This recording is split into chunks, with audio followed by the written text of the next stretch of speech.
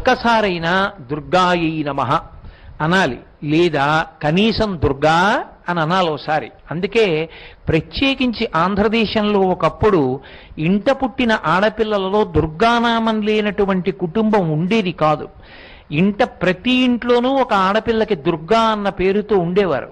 ఎందుచేత అంటే దుర్గా అన్న నామాన్ని నోటితో ఉచ్చరించినంత మాత్రం చేత అనేకమైనటువంటి ఫలితములు సంక్రమిస్తాయి.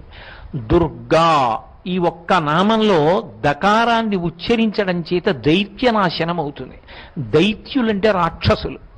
ఆ రాక్షసులు నశించినటువంటి కారణం చేత మనసులలో ఉద్రేకమైనటువంటి భావనలు, సమాజాన్ని పాడు చెయ్యాలి, సమాజాన్ని వక్రగతిలోకి తీసుకెళ్లాలనేటటువంటి ప్రబోధాలు ఉండవు.